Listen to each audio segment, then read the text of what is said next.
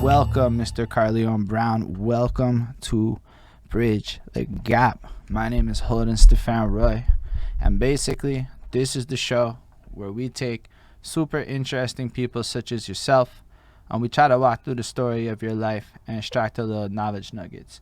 Do you think there's a way you could just tilt the phone down a little bit so that you're a little more in the center? Yeah, that fills it out a lot nicer. Much nicer. We get more of you in the screen.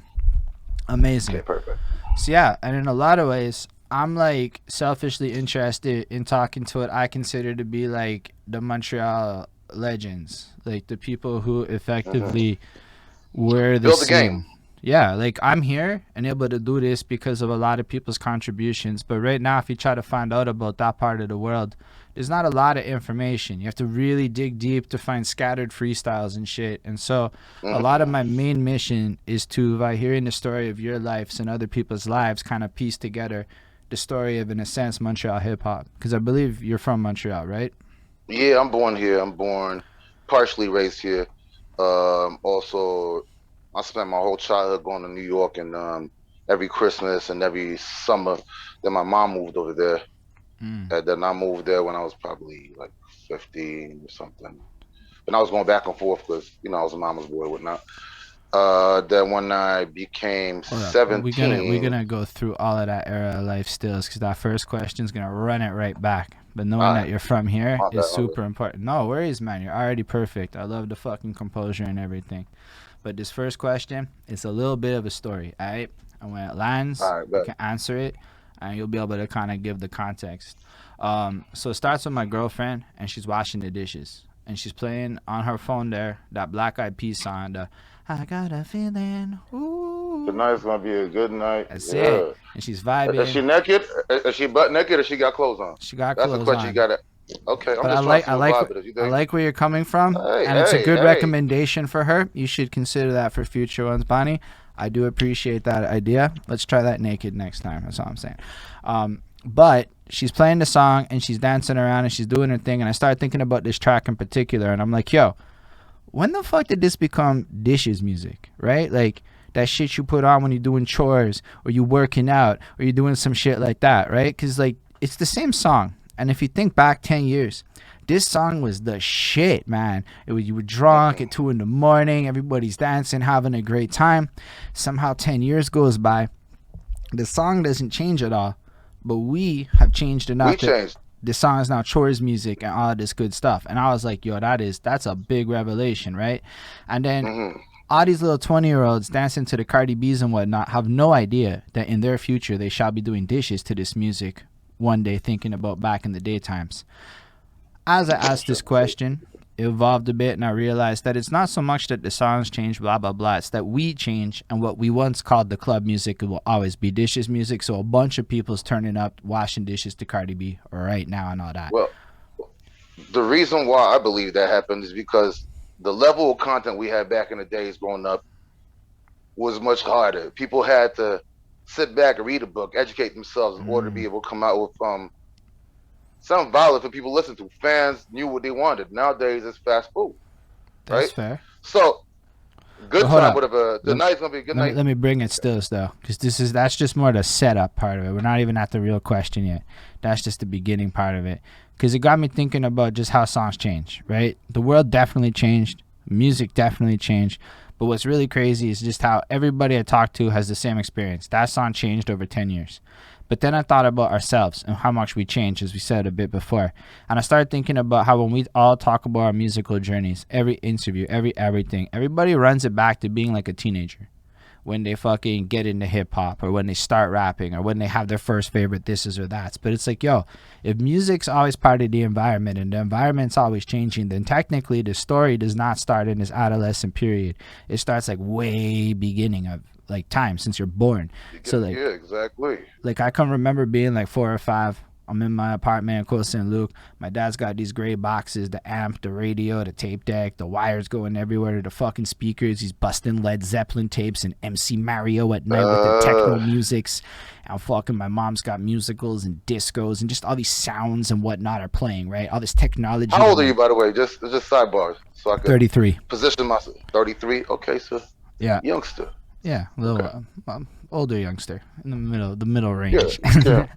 So but yeah, so basically all of that to say all these sounds and shit existed. This technology existed. My access to music was shaped entirely by my parents and the media and everything around me when I'm little. And all of that influences me throughout my whole life. And when I ask this question, the real question is, what is it like when you are the youngest Carleone Brown that you can remember up in Montreal, the youngest ages? What does it sound like to be you? Like, what are your family and the vibes, the environment, like the sounds?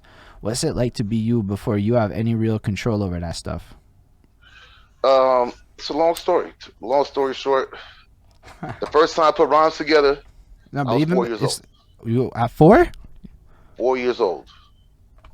Ironically, I got four daughters, right? And each of my daughters started rapping when they were 4 years old.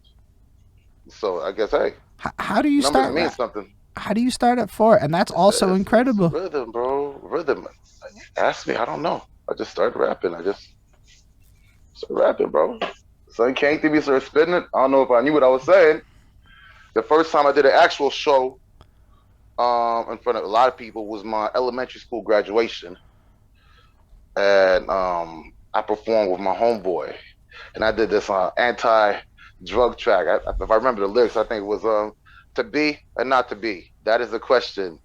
No demonstration, just hesitation. If you try to diss me, I burn you so much you turn crispy. That's back in the day. We said, ooh, burn. Like I was fucking 11, 10, son. You know what I mean? That's back in 1980, 1990, I believe. No, it was 91 or some shit, you know? Hold And up. we did the show, me and my boy.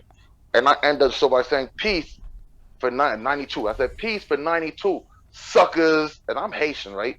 Haitian parents are mad strict. Graduation. My dad was angry. Oh, the nigga wanted to kill me, son. I remember that for my whole life, B. Okay. He was angry. So, if I understand correctly, you're 4 years old and you just start rapping because you're 4 and it just comes out of you. Is your Mm. family like musical? Is people playing records all the time? Is that Um, my eldest brother Eddie, he was actually very musical. He went on tour with Buju and Patra back in the days. He had a okay? crew called Bored Niggas from New York. They were actually pretty big in the early '90s, whatnot. So he influenced me. But when he moved back to New York, back then we didn't have BET or really any music stations. So what he used to do, he used to tape, VCR tapes, cassettes, or whatnot, and fill them up with rap videos from Yo MTV Rap or whatnot. And I would sit back, and that was my babysitter, son. My parents could do what the fuck they want. I just sat in front of my TV playing those tapes over and over. I probably had 10 tapes. I watched them every day, every night, memorized every song to the point that my dad knew the raps too. So that was my big influence. My big brother Eddie, he was like the player type, right? He had all the shorties, ladies, man. I used to hide in the closet and watch him smash and shit. I wanted to be just like him, so he rapped. I said, I'm gonna be just like him. I'm gonna follow his footsteps. So I'm like the hood version of Eddie, pretty That's much. incredible. Nobody has ever said one time to me that they hid in a closet and watched someone smash before. Big Oh respect for yes, the son. honesty. Hey, son. I was fucking 6 years old, 6-year-old pervert and shit. Like, oh shit, he didn't know I was in there. But hey, he didn't Yo, mind after he found out. that's amazing Yeah. stills. I love the way you just casually interlace the fucking casual and the raunchy. You have a fucking great blend of personality here, man. It is what it is, B. I fucks with it heavy. It is what it is, B. I appreciate you. So That man, was sidetracked up. nah, don't worry. I keep track of everything, dude. We can run sidetracks. We're gonna run it back. That's what I gotta do. It's my job to keep us focused, and then you can just run any tangent you want, my guy. That's why it gets fun. Cause yeah, that's the end of the day. People want to get to know you. Like, who is Carleone Brown? We can't bump the music, but who's the guy? Who's the person? You Well, know? Carleone Brown is a special individual.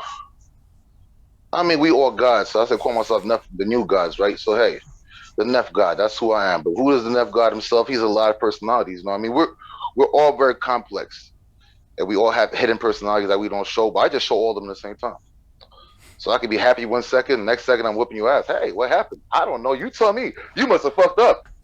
So, so that being said, I'm a nice guy. I mean, I can be, but don't fuck with me. I If I appreciate don't that. know you, I'm most likely an asshole if I don't know you because you know what they say, no new friends. I don't need no new friends. I don't know you. I don't trust you, right? If I show you love and you shit on me, then you're fucked. You're going nowhere fast. And don't make me put my paws on you. Because if I put my paws on you, then you're going to the hospital. That's pretty much it. I get paid for that shit. Fair enough. Protect people and whatnot. So, also, ladies, man, a married guy. I got 4 daughters. So what comes around goes around. I used to run around women so much that God said, hey, you like women? 4 daughters. Watch your ass now, boy. Yep. That's fucking hilarious. 4 beautiful daughters, son. Some people are going to get killed. But hey, that's life. Oh my gosh. Then they all rap too. So. Right? They stopped. After the only one that still raps is my youngest, Jada. She's 10 years old and she raps. She mad cool. She's the embodiment of me. She's a little me. So basically you start rapping at 4, decide you're going to start writing songs because for whatever reason you got this plug to New York that a lot of people in Montreal don't have, and so you're getting exposed to my whole family. Yeah, my whole family's there. My whole family's in New York. So almost either New York or Miami. But you're like growing up then in like the inception phases of fucking hip hop in New York and having access to it like as it's coming to be, whereas a lot of people I talk to don't get access to that at that age in their life at that time up in this part of the world. I mean, I was getting the Big Daddy Kanes, the Eric B. Rakims, whereas over here on the TV they were playing Fat Boys or Kid and Play type shit. So we weren't getting the hard stuff. But now, yeah, I had access to it, as I said, because my brother gave me all those tapes. So I could just jam and watch those tapes. I know that good memories, somebody was listening to one of the tracks on Odyssey beforehand and was like, he sounds so New York with it. And I'm like, okay, now this makes a lot of sense. You just had that much exposure to it since fucking time. And I'm like, that's really interesting.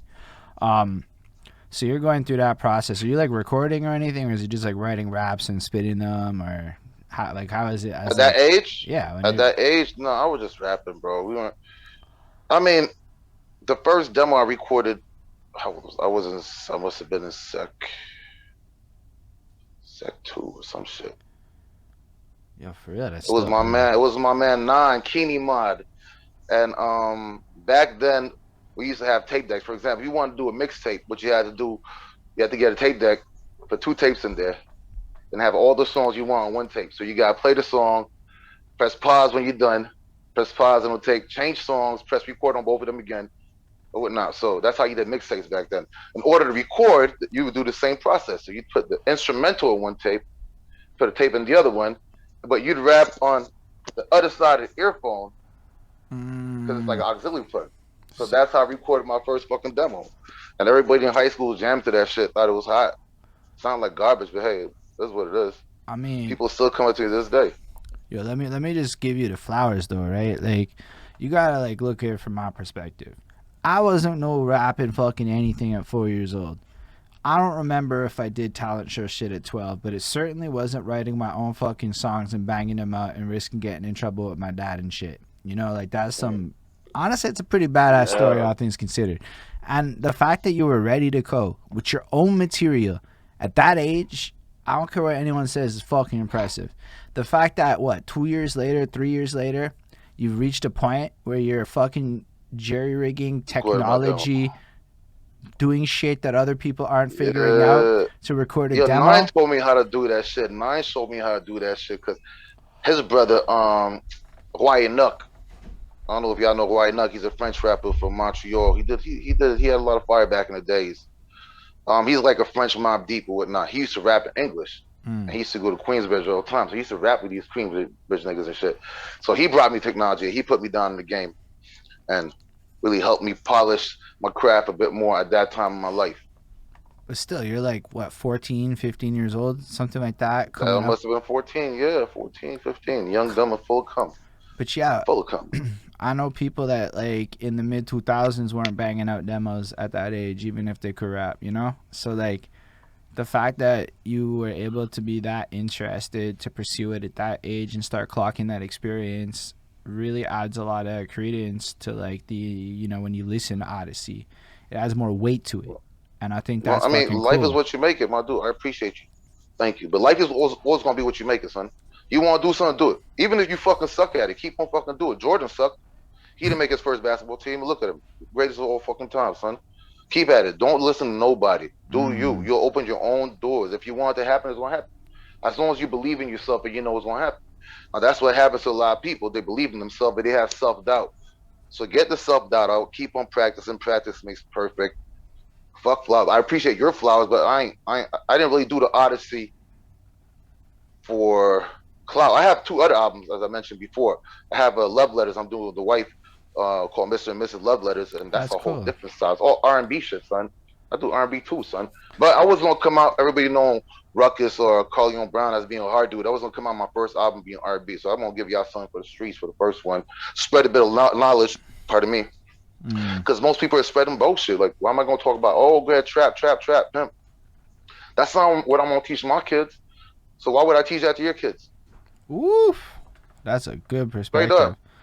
The message got changed because the industry got afraid of what was going on with the message that hip hop as a rap was doing. It was revolutionizing us. It was bringing us back together the same way they did with the Panthers or they did with the Muslims or whatnot. And they didn't like it. So what they did is that they started embodying or empowering the wrong folks. For example, what do we listen to? Trap music. What the fuck is trap music? Trap rap. You don't even need to know how to fucking speak.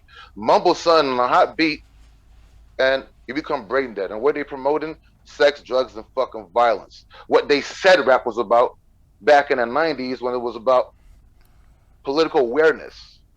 See? That's so they've been brainwashing us for all these years. Rappers just talk about sex, drugs, and violence. That's where we weren't. And now, what are we rapping about? Sex, drugs, and violence. Yeah, everybody loves it now because that's what the fuck wanted. They wanted you to tap dance to the fiddle song they want you to play. They don't want you playing your own song, the fiddle. What you saying, boy? That's not the song I told you to play. Sorry, master. Tap dance along now, son. So, that being said, I think we should all, if we do have the opportunity, or if we do have, what should I say? If we have the venue to speak or to spread the right message, go ahead and do it, B. I'd rather uplift someone than bring him down. So that's why I tell everybody, if you rap, talk about some real shit, son. Don't waste anybody's time. Anybody could rap about mumbling trap. Anybody could rap about bitches. But not anybody could rap about making love like me. But hey, you'll see that soon. To be continued. To be continued. Amazing. Was that you then on the Instagram live last night singing? No, that was Avery Soul. Okay. Avery Soul is a new recruit. New Nephilim, we here now. That's amazing. 4040 Soul. He runs with 4040 Music, like 4040 Wallace. And Soul's a big thing, man. He's a Montreal usher. This dude, I mean, God put us, he hollered at me on Instagram on some, let's link up. And that was God. That sent me the best singer in the fucking world to deal with the greatest rapper in the fucking city together. We're gonna do shit that y'all haven't seen yet. We got a group coming out called Grown and Sexy, B. Because we grown up, so I'm dead up. It's called Grown and Sexy. There's gonna be some other shit. Like, I'm gonna be picking bitches out from the crowd, putting them on stage, and he's gonna be taking his shirt off, crawling on top of the bitches and shit. Hey, it's gonna be wild, son. This is gonna be an event. Ladies are gonna love it. Bro, I'm with Believe it. You, me. It's gonna be. Bro, I'm with this. This is the kind of shit I want to see happen. Entertainment, son. What are you doing it for? You gonna stand on stage and rap, and do 30 songs that motherfuckers don't want to hear? Your whole discography that nobody gives a fuck about? No. Oh my God. Am I lying? When you go to these fucking local shows, not even just local shows anywhere, here in New York, Miami, Connecticut, anywhere you go, you're going to have a whole bunch of fucking no-name dudes doing 100 songs that you can't sing along to. So what the fuck are you doing? Yeah, man. I come from years of business, son. We started freestyle competitions in Montreal, me and King. And my boy DJ, we had a company called EMP Higher Entertainments. I took a concept I took from the States. They had the Summer Jam.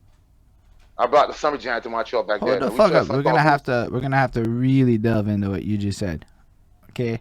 First of all, what is the company and how does it start? Because like we're jumping around the timeline. All right, but this is super fucking interesting. So then I got moved back in the story. Yeah, let's rewind it because we got. Y'all still tuned in? Yeah. Let's get.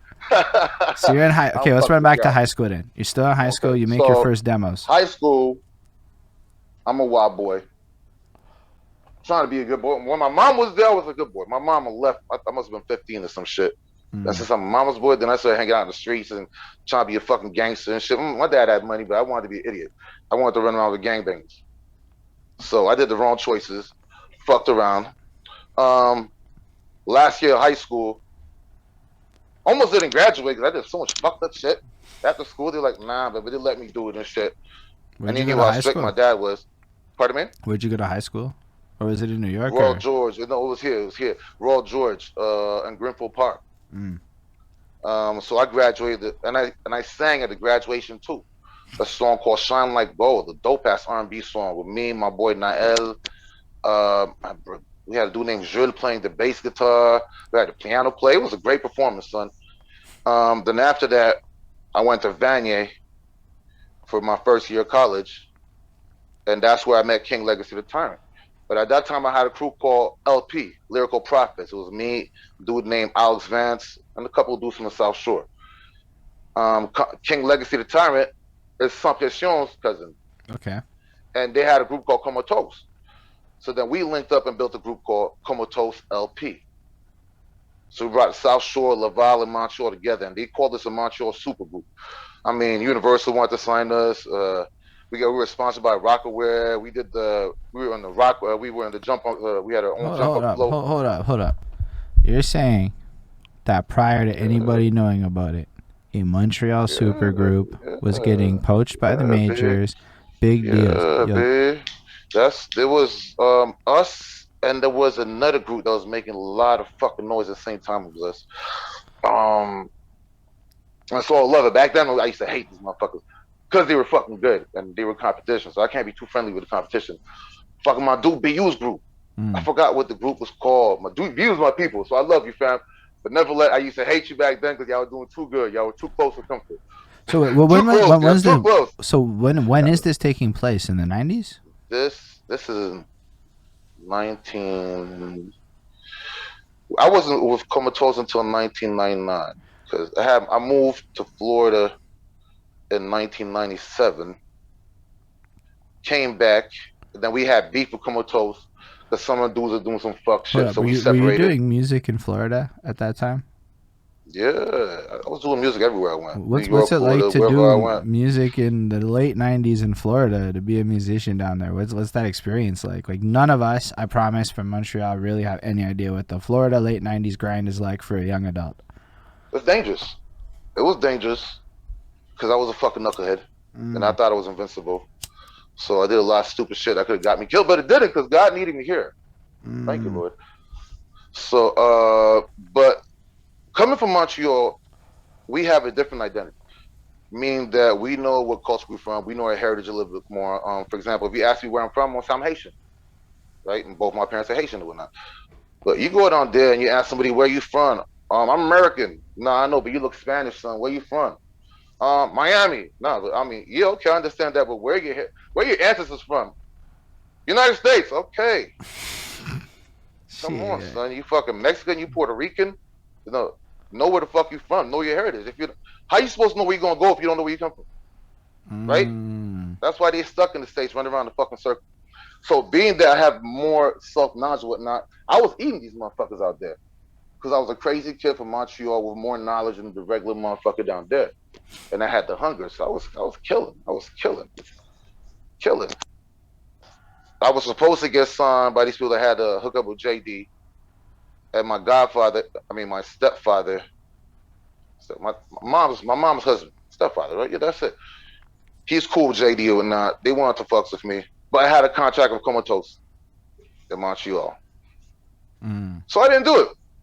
I wanted to come back to Montreal and have the group split up. Fucked up. But that's life, right? That's how the cookie crumbles.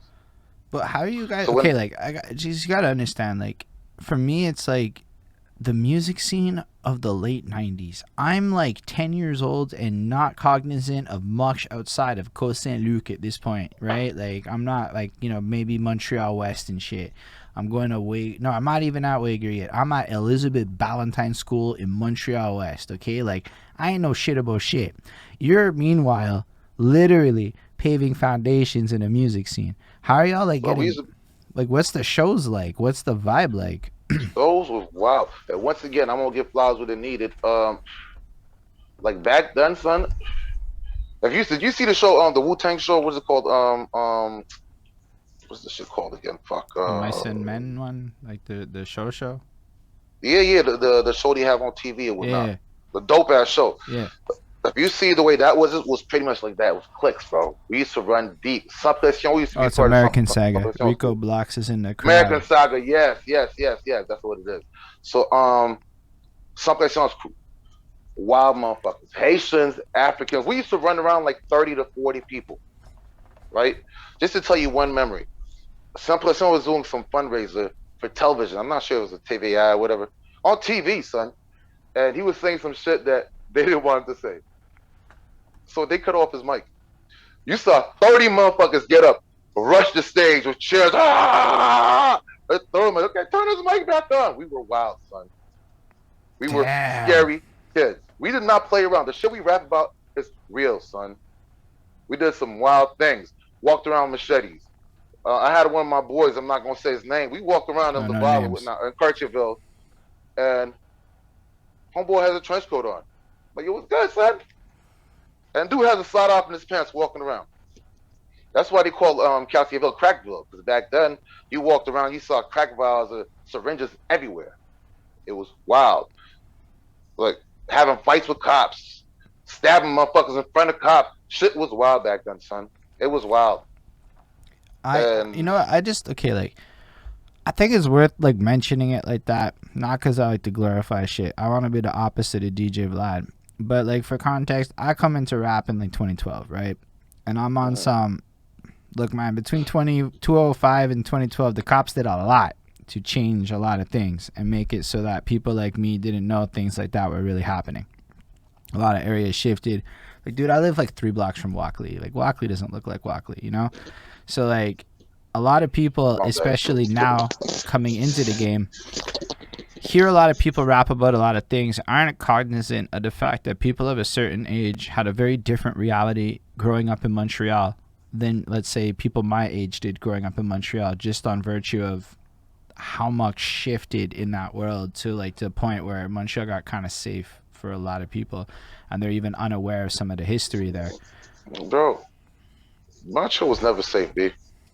Montreal was never. I think Montreal is one of the most dangerous North American cities. People from Montreal are known every fucking where. Montreal Haitians, Montreal Jamaicans are fucking known everywhere. Because they're wild. Like, Montreal is one of the only metropolises where you could get shot inside of a club downtown like it's nothing, B. Like it's nothing. I live in this hunt now, son. Last year, a motherfucker got popped inside a restaurant. Niggas just walked in. Boom! Blew motherfucker's brain. Whole people there having birthday dinners and shit. Grandparents are eating cake and shit. Blood on the cake. Oh! You might not hear about this shit. A lot of shit goes down, B. World Gym. Nigga talking shit. They walk up. Bang! Smoking on World Gym. It's a gym, son. Nigga working out. Got smoke. Montreal does not play around, fam. Don't think it's a fucking game. That's why I keep on telling kids. Don't enter games that you don't understand. And don't claim to do shit that you never did, because you're going to run into motherfuckers that really did it. Then they're going to pull your cards. And you might die. You might die, son. It's not funny. It's not a game. We didn't do it because it was fun. We did it because we had to back then. That's simple. Nowadays, people want to shoot for clout just to have a name. That's fucking stupid. Back then, we fought. If I shot you, it's because you did some fucked up shit, like you raped my kid or some shit. Bang. But if it was beef, we'd come, like literally like in the movies. We'd take our baseball bats, our chains, our ice picks, freaking 2x4s, bicycles, garbage cans, and we went to the park, literally like you saw in the movies, and we made a fucking line. My crew on this side, your crew on that side. And whenever you thought you were ready, we'd rush each other. That's how men fight. Those are fucking Titan days, bro. It's easy to shoot. Anybody can shoot somebody, son. It's a cowardly action. Coward. You want to be a fucking man, beat a man down or stab his ass, because that's a crime of passion, son. It takes a man to stab a motherfucker. But don't stab them. No, like we're not. No, but like we're not approved. Not promoting any violence. That's not it. But like the context is what you're setting, right? Like I'm gonna say that. Even like now, like you're like Montreal is dangerous. I'm like, I hear you and I believe you. I ain't seen it. it's like it's like this invisible other side of the city that, like, if I hadn't talked to so many people and heard their experiences, it would even be challenging to believe it outside of, like, you know, some glamorized things. But when you describe it and you actually go read the news stories, it kind of is like that, which, if you really think about it, is kind of scary. The fact that you haven't seen it is a good thing. That means you lead a good life and keep on leading that life. You don't want to see, because it's not fun, B. Seeing your friends get shot, not fun, son. See when my boys got smoked, I get off the bus and I see my boy got shot right in front of Maple Court Tree, son. Nigga died in my fucking hands, son. Fucked up. Yeah. That's not cool. You don't want to live that shit. You get that shit fucked me up, son. Because I told nigga, you gonna be fine. Because, you know, that's like 7, 8 years ago. There was a style, for example, if I had a red shirt, there'd be like patches of darker red on it. Or if it's a gray shirt, there'd be patches of darker gray. So you had a gray shirt on, and it was darker patches. And I ain't know it was blood. I ain't seen him bleeding nowhere. I'm like, yo, you good. You'll be all right, son. You tough. You gonna make it, son. You gonna make it. Nigga didn't make it, son. I told a nigga he was gonna make it, and nigga died. Fucked up. So it's not a game, B. If you want to go around and fuck with mobsters, no, you might get killed. If you're not into dealing, don't deal. It's not funny to deal. Or if you're going to deal, don't take money from people. People talk about, I'm gonna run away from the plug, and you think it's cool. Run away from the plug, and you run away. Well, your mom didn't run away. Your kids didn't run away. Your grandma didn't run away. Your cousins didn't. Niggas die for real, son. It's not a fucking game. And these kids want to rap about clout chasing. Don't do it. Go to fucking school. Become a doctor. Become a lawyer. That's cool, son. Change shit. Take care of your community, man. Raise the fucking community instead of fucking bringing it down. I fucked up, so I don't want you to fuck up. What kind of man would I be if I want you to go through my experiences if I know better? Don't do it. Don't do it. That's simple. I work security, and I do bodyguard work. And I work in straight up like biker or like criminal biker, dangerous bars where people go with straps or whatnot, dangerous people. But once again, real recognized real. All my colleagues have vests. I don't wear vests because once again, I'm God's son. So are you. So God needs me, nothing's going to happen to me. And I don't approach tough people or gangsters a way I don't want to be approached. That's the problem with bikers. The reason why a lot of bouncers get shot or fucking stabbed is because they try to act tough. Hey, foot straight, take on, Nah, son. Show respect. A little bit of respect go a long way. Whereas one act of disrespect can follow you for the rest of your fucking life. So I go to someone and I speak to you calmly. Say, yo, son, think about what the fuck you're doing. You know, the cops are right outside. Do you want to go to jail tonight, son? You got kids? You got a mom that loves you, son? Don't do it. And 90% of the time, they don't do it because people think about it. Because someone came to them and I was like, I've been there. It's not fun. You don't want to do it. And they say, you know what, B? Or sometimes they try to pull out and we fuck them up. Like, it's a wild life, B. So if you could be a doctor and not do security, don't do it. I like the thrill. I mean, it's kind of riveting at times. I'm kind of wild at times, so. I've heard some stories of security and what it can be like, but your whole character is incredible. I really respect you, man. Just how you can like position yourself to take your life experiences and leverage it in a way that, I mean, I happen to admire that shit. I look at it as like, I appreciate it. Growing man shit. I don't know how else to put it. Grown man shit. I'd like it more if I was a fucking doctor at 41. But hey, I'm an entertainer, music producer. Yeah, but I would creative person. I don't know. I'm saying if I would have been like my brother was a straight hour. I was a black sheep, right?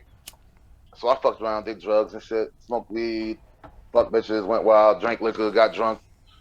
You know what I mean? My brother did the complete opposite. Nigga's a lawyer now. See? You do good, you follow the straight line. Pardon me. Although I know a lot of lawyers that do drugs and all that. Right? But at least they did what the fuck they had to do before they party. You know what I mean? I would argue that listening to your music and even just going through this like interview, you're more like an artist / community leader. Because like there's a real value in it. I started talking to politicians in NDG because I was like, well, what happens if I talk to the local politicians? And I realized their hands are mad tied in a way mine are not. There's some power in being able to speak truth. in a situation like this and hearing your music and the way that you're using your platform and everything. I mean, I'm kind of glad you didn't become a lawyer, because while that looks away, this is fucking valuable to a lot of people. Like, I appreciate that. And I don't bullshit. You can go watch all my interviews and like that. I mean, it'll be appreciated by those who want to fucking hear it. You dig? And we try. You know what I mean? We're trying to increase that level of interest in Montreal. I mean, yes, there's a high level of disinterest, and I can't deny that. But that doesn't mean that the future doesn't have a higher level of interest. And when people do see what Carleone Brown has done, and they do learn his history and his story as time goes on, because this is just the beginning of stuff. More and more people are doing interviews, man. We're going to try to get to documentaries. We're going to try to make this, like, people know. Yeah, bro, I did a documentary back in the fucking early 2000s called Street Life. Say a word. Oh, yeah, bro. I did so much shit. You know, I was my own greatest hater. That's why it goes back to, I believe in some people know my religion is called New Thought, right? And the thought behind it is that since we're all God's children, wouldn't that make us gods too, right? Which means that you can manifest anything that you have the power to think of. And there's a book called As a Man Thinketh by Neville Goddard. I'll teach you about all that. So you can read it. And it's very intelligent. It's not some hearsay. What he did was take the Bible and he depicted it. Or saying every time the Bible said God or Jesus, what Jesus did is what you could do. Showing you the power that you have in you. And you could think it's hearsay, but if you think about spaceships in the sky now, or the cars we have now, or the fact that we doing this, or the fact that someone went to fucking airplanes. When the Wright brothers said, "Oh, we're gonna make an airplane," they said, "These motherfuckers are crazy, son. Look at these dumb niggas with they fucked up bird looking like shit." Laughed their fucking way to the bank. Everybody laughed at them. Nobody wanted to fucking help them out. But you know what? They believed in themselves. They said, "No, it's gonna work. It's gonna fucking work." Why when Napoleon said, "Yo, I'm gonna cross that line down there," they said, "Nigga, you crazy. You gonna fall. It's a straight line." He said, nah, you wanna try it? Okay, I'm not gonna try it. Finally, he tried it. And what happened? He found the rest of the fucking world. So if you believe in yourself, you create what the fuck you want to happen. So life is what you're making. Whatever you can imagine, you can create. Facts. You know what I mean? And I imagine a world where a bunch of people give a shit about Montreal hip-hop that don't live here and they know your name. So fucking that's part of the goals, my guy. I'm telling you. It's really what I'm about with this. That's why we're having the conversation. Who knows where it goes? I mean, this is the beginning. But the fact that you've done so much shit that nobody... I'm not saying nobody. There are plenty knows of people. About people. Those who know. The OGs know. But like you said, Justice is my dude. He knows. But like, if he asks, like... I want to be able to get to a point where you have these young ones coming through and they know, because the resources exist to help bridge the gap. Because like for me, it's like I understand some of the issues. We a Google generation, and it's very hard to Google shit. So it's easier to document shit now than it was back then. Back then it had to be on the VHS tape or whatnot, or what do you call it again? No, mini fucking DV tapes, mini DV tapes. And then you have to export that shit onto the computer in order to be able to edit it before you could even put it on any other platform. Whereas now it's on your phone, bang, it's done. Facts. So it's much easier now but we have no way of easily Googling the vast volume of Montreal music that exists. You don't understand how much I discovered in the last year and a half. I talked to Preach and Cobia, and in about two hours he broke down 96 to 99, and I was like, wow, 2 hours to get through 3 years, bro. My mind was blowing at how little I knew, right? Then you talk to a guy like Travis, and he's like, he exists too. And then you start like running through it, and you start listening to like shit, and you start digging through, and then you realize, wild boy. Travis is a wild boy, son. He's a wild card. That's what I call him. You never know what's going to happen with Travis Brown, son. Is he going to be happy? Is he going to be angry? Are you going to die today? I don't know. Nobody Just knows. keep your finger on 911 in case he decides to go crazy. Yeah, that's fair. He and I did some stuff. So like, I've gotten the pleasure of talking to him. I love his energy too, though, because it's raw and it's got like. Here's the thing, though. At the end of the day, though, like, the music is incredible. And that's a part where it's like that. And then you go look at the young ones, and I could find you a bunch of little ones that make really incredible music. I could find you people now all over Montreal and all kinds of pockets that make really good music. And I'm like, hold up, how do none of these people know none of these people exist, right? That's we can fix that. That's fixable. Because you spoke about sharing flowers before. People are afraid, of competition in this city. If you're good, like people shun my shit, son. I'm not even going front. I know I'm the fucking best, people. Who gonna test me? I do the fucking all. It is what it is, man. But they gonna shun me, believe I don't fucking exist. It is what I ain't fucking. It ain't nothing. Cause in the States they fuck with me. Everywhere else they fuck with me. It is what it is. But we need to get together, spread each other's music. Give each other respect. Give each other props. Like I give everybody props. If Novocaine does something hot, I'm gonna post it. If Sirius does something hot, I'm gonna post it. If Magnum does something hot, I'm gonna post it and shit. Why? Because we're in the fucking city together. Whether I like you or not, I like your music and I like our city. I love our city. And Montreal doesn't have its own fucking radio station either. No, we not don't. Really. Quebec has one. Ottawa has one. We don't have one. I think though what's cool about the radio thing is you do see this kind of like internet wave that's happening where we're kind of jury rigging the situation. So now there's something like a 514 online mix where it's not like full radio yet, but they're breaking in. They're getting shit on the radio and they're like making sure that we can get our presence felt.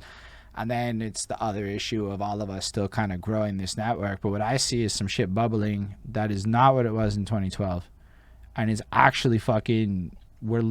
I think honestly the last year and a half taught a lot of people to get over themselves and talk to each other a little nicer.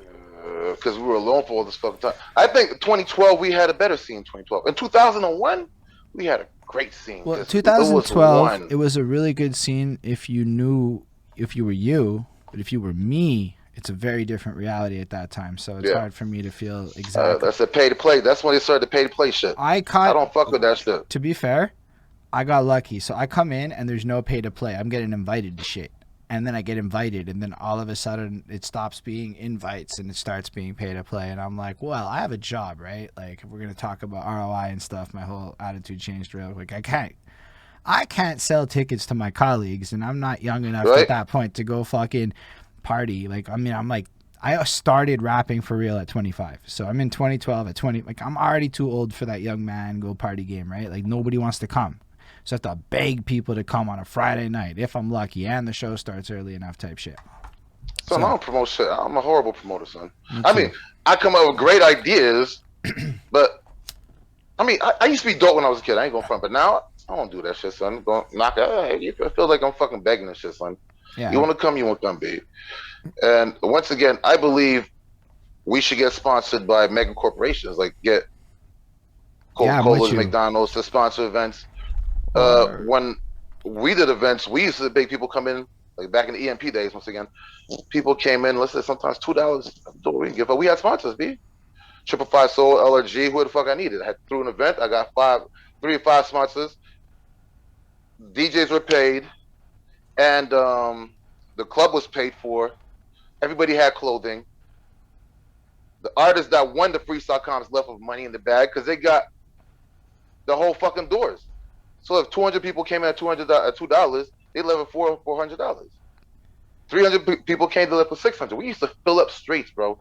We did, I believe it was Who's the Illest #2, and there was a store called what's it called again? Was it City South? Nah, man. It was across the street from HMV on the 2nd floor. Off the Hook, I believe. I think it was called Off the Hook. Okay, yeah. And we did it over there. We did it up to Off the Hook. If I tell you that the lineup to get in there was, you know where Pill Pub is, where the new Pill Pub is on Pill? Yeah. From there, all the way to St. Catherine Street where Off the Hook was. So you gotta imagine it. For me, it's like, this is why it's so important to have this conversation, because it starts to set a new threshold for what we should be aiming for, right? Like, I feel like, I don't want to have negative shots at anybody, but somewhere along the way, the bar got set real low. And people got greedy. People got greedy, son. I mean, like, what's the point of eating if you're gonna eat alone? You could eat alone, but nigga, you're gonna be a lonely ass fat motherfucker. That's simple. But it's also like, it's a not sustainable profit. Like, what we should be wanting is, in my opinion, a lot of people that are not making music to give money to people who make music so that the people who make music can pay for all the shit to make better music. But it starts with people who don't make music giving money to people who make music. Yeah. But like, I mean, like, you fans gotta make and music shit. that's worth investing in. You have to make music worth investing in. If you're talking about I mean, who am I to judge? Who the fuck you want? Well, you're Carleone Brown, and you were a guy who actually made shows that went around the corner. So maybe we should all shut the fuck up and listen to a guy who has some experience with this shit. But the times have changed, B. People had heart before. Nowadays, Yo, it's the like a lack of heart, the lack of Gen Z is dope. People want fast food. We shouldn't. Nah, Gen Z ain't like that. That's millennials. Millennials are not old, and Gen Z is. We can't assume Gen Z is behaving the same. I know millennials is like that, my guy. But Gen Z like wants soul again, man. Look at their little 20-year-old artists. They all know how to look at a pop smoke and shit. Nah, people are like actually getting somewhere with this shit, with this new generation. You're actually right. My daughters listen to shit I used to jam to like in 1996. They know all the fucking hits. They listen to Tupac, they listen to Biggie, they listen to old school Wu-Tang, Yeah. They listen to SWV, they listen to Aaliyah, they listen to Ashanti, they listen to all that shit, and they love the music. That's it. Because, yo, what I found, so I do this kind of style with a lot of people, and so I start talking to these, like, 20-year-olds, and they're like, bro, at 12, I'm on YouTube, like, learning everything. So it was like, I'm listening to Tupac, Drake, Lil Wayne, and T-Pain all at the same time type things. So it's like, I don't know, man. I look at it like a guy like you is probably actually better at tapping into the youth than, say, like, the myths and the current culture. So community building didn't change over the last 3,000 years. It's always kind of been like the same shit that worked forever, right? And you seem to be able to tap into it once upon a time. So maybe the technology of flyers and stickers might not be the same, but there's definitely a way to tap into the core principles of everything and recreate it in this era. Like you said, it was about the sound and the raps and shit. The reason being is that the reason why they gave us where's my fucking phone? There it is. Anyways, the phone, pocket crack, is because we became completely addicted to the phone, which made us colder in general. We don't know how to socialize anymore. We don't know how to have human contact. People prefer texting and calling. That made us cold. Yeah, right. And if you notice, the old Indians say it takes a village to raise a child, right? Say again. So what kind of village? It takes a village to raise a child, right? So what kind of village do we have? If everybody's so self-absorbed, I'm so busy taking a selfie. Son, I've seen people getting fucked. I've seen videos of people getting shot, and motherfuckers are filming it instead of helping out. So that's how cold the world became. But I think we became a cold people. We don't care about each other. We just care about what's in front of us or about likes, and that's shallow.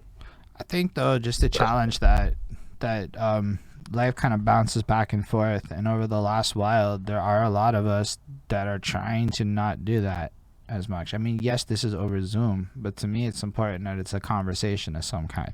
It is. And I've noticed, I'm not going to hate on technology, but it's like, and I've noticed that all of us have finally started embracing the voice note a little bit more, because you can laugh, you don't have to say lol. I can be like, bro, yeah. And I've noticed I that. always use a voice note. But that's what I mean. But I'm seeing like a lot of us are kind of shifting out of it. I'm even seeing because of Facebook jail. I'm going to be real. I kind of like Facebook jail. It's made Facebook a little more pleasant. Sorry, people who get put in Facebook jail. It's just never happened to me. So for me, it's fine. But like in general, it's like, yeah, even Facebook's less negative these days. It's like, the kids be like not on Facebook, right? They like, fuck Facebook. I like Instagram. Yeah. Instagram's got its fakeness, but a lot of people is just kind of like, fuck social media. I'm gonna go hang out in parks and smoke weed. And I'm like, wait, what? That's what y'all do? They're like, yeah, we like smoking pot together. And I'm like, I mean, I can't hate on that, right? Like that's pretty that's dope. What we used to do, bro. So I'm looking at it like millennials painted a really weird picture, but the next generation also saw millennials not succeed very well. And are like, nah, I ain't gonna be that cuz. And they're actually not being as what we think. So that makes me feel like you're right about the present, but not right about the future. Well, the future is what we make it. Once again, we can always change. The present is what we made it. And the past was what it was. Facts. Nevertheless. Let's go back to, okay, so you come back to Montreal. You do this stuff with fucking, what's his name? Shit, Impressions group. Cali. Yeah. Comatose. Yeah. Okay, going back to that. So we were Comatose LP, super group. Came back to Montreal. We did the jump up in what was called Caravana or whatnot in Toronto. I believe the year was 2001. Had my first daughter, new father, and we're about to get signed again. We're doing great things, and on the way back from Jump Up in the car, we broke up again. So we decided to go on separate ways. And me and my dude King started a company called EMP Higher Entertainment. Every Man Prevails, or Empire. And what we did is I took a strictly New York concept that I've seen that worked out. And that's what it goes back to what I said about the shows you go to, and you go and you sit back and you see each performers do 30 songs, son. And by the time a second performer is done, you want to leave the show. So what I said is, in order to market an artist properly, in order to sell your music, less means more. Right?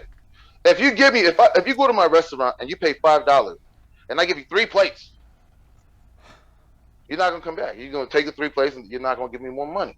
But if I give you like son this little, you're gonna say, damn, that shit was good. I need another $5. So people should use their music the same way. Similar to what they do on the Tonight Show or on talk shows or Saturday Night Live. What do the artists do? They come and they do their single. They do 1 song and a half, son, or sometimes 2 songs, and then get the fuck out. Do your 2 best songs, leave, and then people are gonna say, whoa, what's that? Huh? Where could I find that? Bang, you got them. You got them. Okay? Less means more in that fact. But people don't seem to understand. Nevertheless, so we brought showcases to Montreal. We started doing showcases. On top of that, we did the first freestyle concert in Montreal. As I said, the Who's the Illest Freestyler. Then we gave, since it worked out so well, Malik Shaheed came up to us, oh yeah, let's do something together, whatnot. And we did hip hop freestyle. We created a concept, did the preliminaries for it. What is all then this? Since we gotta hip hop freestyle. So let's go back to the showcases. Hip hop freestyle was a TV show. First, let's go to the showcases. Tell us a bit about those. Then we'll go to the Who's the Illest, and then we'll go to the TV show. Showcases was something else I started to do because I wanted to monetize music or at least pay artists because I believe they deserved it. Since we had most of the bar, or let's say 30% of the bars that came in, and let's say the door was $5, we took $3 and gave $2 to the artist showcasing. So therefore, he would take care of his own promotion because he wanted to eat. If he brought 30 people, you get 60, 20 people, you get 400. Bang. So he would come and do showcases. We get 2-3 groups to showcase, do their best songs, so people want to hear more afterwards. That's the whole point of showcasing. Doing 6 songs is not a showcase. You gave him too much. Because if I love your 2 first songs and I hate the 3rd one, then you fucked up because I'm not going to buy your album. If I love the first song and a half, and I stop in the middle of a fucking second song at the best part, say, boo, we're gone. Peace, bitches. So why you like, finish the song? What can I hear? Go to Spotify. See how many clicks you'll get that day. Yeah, that's actually that's big why you game, want to do it. See, that came so with dope games. You give him a sample. You give a nigga a free piece of crack. He smokes the shit. He loves it. Now he wants more. He brings you all his fucking money after because you gave him a free sample. I fucking swear. If I give a nigga 300 pieces of crack, is he coming back? He's gonna OD, or he ain't come back for a fucking month. So then I lost my job. I'm a horrible drug dealer. No, but for real, that is the first really great argument I've heard for how a showcase is supposed to work in a concept, right? Because honestly, it always just felt like I did a 2-song set and nobody wanted to come down for that shit. And that's where I was at when I was presented showcases. But just to hear the principle of what you're doing with this and at a conceptual level. That's why we did showcases. Why? Why give more? Why? Are you a famous star? If your fans gonna come sing along, if you're a Soulja in Quebec or one of these French motherfuckers, I guess all the fucking props, and you got people that are gonna sing along, go ahead and do it because then the fans are gonna sing along. But if you're no name, what's the point of doing 9 songs? What is it gonna do? You think you're gonna be more known? You think people gonna like you more? No, they're gonna like you less, B. Because by the 9th song, I fucking hate you. Yo, I appreciate that got dark real fast. Nah, but here's the thing, again, I don't know why a lot of decisions get made or why people do it. So if you're saying you went down and saw this shit, y'all presented this shit, you were able to capitalize on this. I imagine you're selling mixtapes then, right? It worked out well. And so now you're flipping your fucking mixtape, all this shit. And actually, back then, I was more in the vibe of giving shit to people. Fuck it, you came here. Here's a new fucking suit. I'm gonna throw LG suit inside the crowd. Take it, have fun. Free hats. But give bitches free drinks, have fun. Come, it's supposed to be extravaganza. You're supposed to have fun. You know what I mean? I hear what you're At the same saying. time as eating a bit. At the same time as you get to eat a little something, right? You get to feed yourself while you're having fun doing what you like. Pretty much. That was the whole point of the showcase. That worked out very well. Then people started biting it. Then we came out with the freestyle comp shit. That worked out too well. And everybody in their fucking mama bit it. And that's the problem to see. Okay? All right. If I do some shit, right? I'm not hating, let bygones be bygones, it is what it is. But that's the problem with it. If I start some shit and you like it, instead of coming and giving my flowers and paying homage to what I did and say, let's do something together and make it build and become bigger, you say, oh no, I'm gonna go and do the same shit in my corner. That's fucking Peckler, Dill Picker number 1, right? Fuck. And then you have Dill Bagger number 3 over there. That's, oh, I like what he's doing, so I'm gonna do it in my corner. Now you have 20 motherfuckers doing freestyle comps, and all of them are fucking horrible because they're not worth it anymore. Whereas when Who's the Illest was the only one, everybody wanted to be the fucking illest. When you were the illest in the city, everybody knew it. They said, oh, you know Dialect won, you know Justice won, who's the illest, or you know Crack Lips won. That shit was it was like watching a WWE bout, B.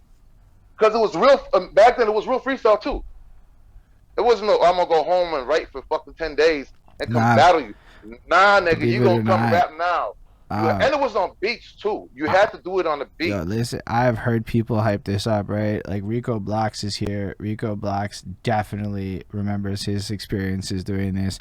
CL's my boy right now, so I definitely have heard about it. Oh, Rico's there? He's with you now? Rico's in the chat right now. He's giving you all the love. He's just fucking loving What's good, Rico? What's good, Rico? My nigga. So yeah, Rico Blacksby here. Me and CL's there talking. I mean, in different shit. So like, yo, people really do remember who's the illest. It is one of the only things that was a pillar of the fuck. And you know why? Because it meant something to become the fucking illest. All your friends came because you said, you know what? But like, I'm gonna kill this thing. But the thing is, I can co-sign that without. I didn't know you did it. To be honest, maybe people said it and it didn't connect. It's possible that happened. But the fact that multiple people, it wasn't just them. Like, it's been a few people that have been, yo, this was significant. It impacted me. That is like just co-signing what you're saying, right? Like, that was the last one we did. My dude Dialect, people hated it. I wasn't a judge. I made my friend judges. Bad News, fucking whoever else was there. Paul Fappy, rest in peace, man. Rest in peace. And this motherfucker didn't have rent money. This motherfucker, I don't think he wasted it. He used to sell weed too, son. And he spent this shit on some bullshit. Didn't have rent money. So I'm like, hey, yo, I don't know if I'm going to pay rent, son. I said, no. You better find it. You better win this fucking battle tonight, son. He was my roommate at the time. And I don't know how he did, because Justice was eating this nigga. I just remember at the end, it was a battle royale. Justice versus Dialect versus Crack Lips. Son! This shit was wild, and these dudes are freeze off the top. That's Sorry, crazy. my dude, my bad. Off the top of the fucking head, B. On beats that we're putting on, that's real talent, B. Real talent, B. That was wild, and yeah, just when you won that, just to Crack Lips is Cool Man Logan for anybody that doesn't know. Yes, tired as fuck, son. No worries, you're crushing this, man. This is very entertaining and one of my favorite interviews, and I'm not a bullshitter with that shit. This is great. You love your fucking personality, and you just know the history. Like, yo, we're gonna have you back multiple times because the fact is you're just that significant. And again, it's like, son, I was doing fucking big thing, and then I got fucked up and messed around with that white girl and shit, and then with the PI game and shit, and then my priorities got all fucked up. And at the time, I had broken up with my baby mama and shit, and then I was going wild. I was doing all kinds of fucked up shit that I shouldn't have been. And then when that happens, when you lose confidence in yourself, when you lose determination or focus or vision, you go nowhere fast, son. You know what I mean? That's why you always have to be your biggest believer. Believe in yourself, love yourself, and make shit happen, bro. I used to be my own biggest hater. Like I told you, I have documentaries I come out with. I have numerous amount of albums I just fucking shelf just because, like, nah, shit's whack. I say it's garbage, but it's 100 times better than whatever everybody in the city is coming out with. But I'm like, nah, it's whack. Because if it can't compete against the States, it's not good enough. Oof. I like that. I don't want to be good for local. I'm not local, first and foremost. I'm a local, like crazy, but not local. Nah, son. And I'm crazy about music. It's fucking passion, though. So I want to be the fucking best. I am the fucking best there is. You know, I really appreciate and I'm ready to fucking that. prove it. I appreciate that a lot. Like, I've made sure that behind that suit it's local, but bro, I've never really it's never started here. It all started on the internet, fucking trying to attract anybody and everywhere, because like the truth is, I want fucking Complex to hire me and shit. You know, I want, no, maybe not Complex, but you don't want it. You want Complex to hire you? Don't say I want Complex. I want. No, I wanted a better place. I couldn't. I couldn't think of a better brand. I was just trying to establish it. I want somebody cooler to hire me. You know what? If you want something to happen, don't say what I want. Just say I am. I am are the two most powerful words ever written by man. I fucks with that, yeah. Because if you say the word I am, you will manifest what you say you are. Eminem is a fucking genius. I am whatever they say I am. If I wasn't, why would they say I am? Genius. That's part of new thought, like I was saying before. Religion of gods and shit. Yeah, manifesting what you want, B. Nah, I hear that heavy. I'm really into that. Manifest it. So if you want to work for Complex, say I am working for Complex. I work for fucking non-committal on that one because I wasn't sure. Post. But I don't know who I want to work for, but I want somebody like fucking huge that is not Montreal. Like, I'm capable of attracting the attention of anybody in the world. Because like, big try to do it, bro. Picture and do it. There's nothing that's too big. If you want to go fucking fuck Egypt or fucking Esco or Igloo or some shit, if you want to go fucking Russia and do a podcast with a fucking Putin and shit, hey, you're going to do it, son. As long as you believe you're going to do it, you're going to do it. Facts. And I don't disagree with you. I have really Only person who's going to stop you from doing it is you. So if you believe you're going to do it, that's why I said, once again, I am makes your mind work. Facts. In order to make it happen. If you say I want, your brain is going to walk around in a circle. He's going to be confused and shit, right? He's not going to know what you do. But by saying I am a genius, or like people thought Kanye was crazy by saying I am Warhol, I am, what do you say, Versace, I am. He was manifesting who he wanted to be. And what happened, Kanye? He sells a piece of shit shoes for like $5,000, bro. Hobo fucking shoes, son. I'm pretty sure somebody took a shit in them. And he's like, here, $1,000. Jay-Z shot in these. And people will buy it. Because you know why? He said he was Warhol. He said he was Versace. He said he was, and he became. It's that simple. You believe in what you want to be, you will become it. But you must believe it. And you can't let anybody else bring you off the track. Because there's a lot of haters, a lot of naysayers. And if you let that affect you, it's going to fuck you up. That's what happened to me. It brought down my shine because I heard too much, nah, you can't do this. And I had great aspirations. You can't do that. How you going to do that, kid? You can't do this. And then after a while, you say, hey, I can't do that. You're right. And if you can't do it, then you won't do it. If you don't believe you can do it, how can he believe you can do it? It starts with you. It starts with the man in the fucking mirror. Whatever goes right or whatever goes wrong in your life starts with the man in the fucking mirror. Nobody else. Everything else is circumstantial. Everybody else is just fucking extras in your movie, son. You wrote the movie. You directed the shit. You filmed it. You edited it. You know what I mean? You did the post-production. It's all you, son. So do what the fuck you want. Make your movie happen. Create your movie. Do what you want. Build what you want. Be who you want. And don't let your parents, your teachers, your friends... Cause, you know, people tend to tell you you can't do what they can't do. That is biggest facts. Yo, the knowledge so if I'm afraid of some shit, you can't do that. Why not? Because I can't. Nigga, I ain't you. You know what I mean? I ain't you. We're all gods, B. We do what we manifest what we want. We create our own future, son. Yeah, just believe it. Believe it, bro. Okay. And the great shit's gonna happen. I love it, man. I like letting you rant. Yo, this is the type of shit you clip and put on a fucking album as like a skit or some shit. I'm not even gonna lie. Not many people can rant that nice. My life is a fucking movie, son. And once again, B, I've been drinking a bit and shit. Got a bit of juice in there. A bit of juice. Yo, haven't slept in a couple of days, son. My back got fucked up. I went to Parc X with the family, son. I'm 6'4", 230 pounds. And Parc X is a big ass water park in Quebec. And I'm like, oh, a little quick family outing and shit. Beautiful water park and shit. But they have warnings and shit. Certain rides like, hey, if you're too tall, don't go on this one, or if you way over this, don't do this one, or yeah, back problems, don't do this shit. I ignored all these fucking warnings because I'm a fucking idiot, right? I'm a fucking macho man. Okay, I'm tough, I'll do it. When I tell you that shit fucked me up, son. They had this one shit called Everest, B. Straight up, son. It must be like 130 feet high, son. And it shoots you straight down, and you think you're gonna die, son. Almost shat myself. I almost flew out the shit. I came out, hurt myself. But that's not the one that fucking killed me. There's one shit It's like it had a spiral. It went down a great deep fucking chute into the big ass spiral, like a big ball that had a hole in the bottom, and just dropped you inside a hole of 7 foot deep of fucking water, son. Right? My wife is like, don't do it. I heard that when I heard from my woman. I'm tough. I'll do it. Should have listened. Son, that shit made me spin around, son, and that shit fucked me up. Like, I'm just falling and shit. And next thing you know, I'm falling head first at the speed of light, straight into 7 feet of water. Cracked my neck and shit, son. So for the past since fucking Monday, son, I can't sleep, son. My neck is all fucked up. Neck is all swollen and shit. I got beat up by a water park, son. I'm getting old, son. Got beat up by, but it's not just me. All my daughters were fucked up too, son. All of them. That shit, man, it was fun as hell. If you don't mind this shit fucking up your body. You know what I mean? They have this one fucking waterfall, son. They have you standing like at a valley, like you fucking in heaven and shit, straight up. You straight up standing right beside God and shit, right? And then Jesus puts you inside a coffin, and you stand there, right? And they say, cross your arms like this and cross your legs, right? And the bottom opens out of nowhere, son. And you fall to your fucking death. Oh my God. I ain't fucking joking, son. You fall to your fucking death. And they say you're supposed to stay like this. When you fall to your death, you don't say, and uncross my legs and my arms, fall straight down, my toes hit the bottom of the shit, fuck myself up.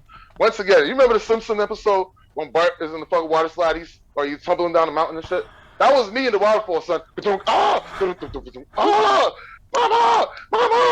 Somebody call 911! Daddy! Baby! Help me! I'm tumbling. Motherfuckers are laughing at me and shit. Almost shat myself. Oh my God. I'm damn sure I farted.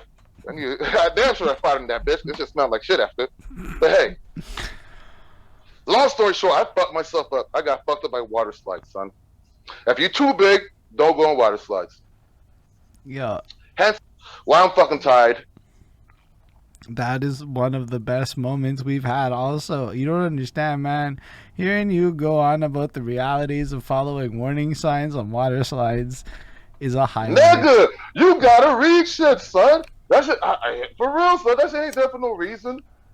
You know what I mean? Like the Jabex bottle. Jabex bottle said, "Don't drink the shit, motherfucker. Don't drink the shit, son. They're gonna kill you. They're gonna kill you. They have poison sign on it.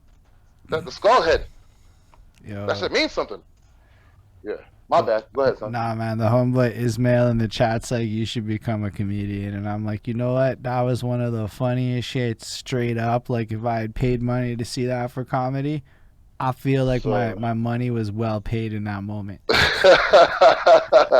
Son, a real story. Me and Paul. Son. Damn, son. My nigga. And that's how much he was my dude, son. When I used to host shows, I'm a fucking asshole. I'm a biggest asshole you'll meet. So I could be a fun dude, but I'm an asshole. And if I find something funny about you, if you try to heckle me during one of my shows, son, I'm hosting, you try to say some slick shit, son, I will heckle me and Paul used to go heckle the fuck out of people, son. Make him leave crying. I'm never gonna go on show again, you bastard. Chapelle la police. Fuck out of here. I used to make people fucking cry, son. So comedy, I did stand up a bit, son. I should have maybe. Maybe I should, son. The Carleone Brown show. Called The Naked Hour. Bro, if you went on Mr. Twitch. Brown. If you just went on Twitch, my guy, just like this without. Okay, the hell, Doug. I'm at games, bitch. No, but if you just went on Twitch and just ranted, my guy, just told your stories, my word, you'd have an audience. I tell this to like everyone because I'm not lying, but yo, you're fucking like you would have an audience. Mix it up, play some music, play whatever, tell your story, bro. Right? That's what people like. This shit's entertaining. Yo, we're Tell stories about bitches and shit, son. Stories about bitches. I got a lot of stories about bitches, son. I was a dirty motherfucker growing up, son. A dirty little bastard, son. Tell a friend to tell a friend. Tell your mama, tell your grandmama. To roll her in grave. I'll make her a sex slave. Son, I was a dirty motherfucker. I was fly. I was sly, smooth operating. I was like the Muhammad Ali of pimping, son. Float like a butterfly, stung like a bee. After one night, the bitch wanted to stay with me. God damn it. Fucking around. Keep it moving. Fair enough. So how'd you get into a documentary? Because that's fucking also pretty fucking incredible. Also, I heard my girlfriend, Anne Golden Jenny from Norway, fucking laughed at that last one. It's crazy, man. People are really enjoying it. Can't find my fucking lighter, son. Wait a second. Hey, son. You got my lighter, son? Maybe. Where'd you put my lighter, son? Let me get the shit back. It was brand new, goddamn it. I just bought the shit. I had spent $2 on it. $2.50, son. My last $2. Oh, I just found it. Okay, good. It wasn't you, son. My bad. Bruh, I empathize heavy. There's nothing worse than losing that lighter you just bought. Yeah, son. $2.50, son. I'm gonna bring cans back and shit. Man, that's when I get creative and figure out ways to light weed.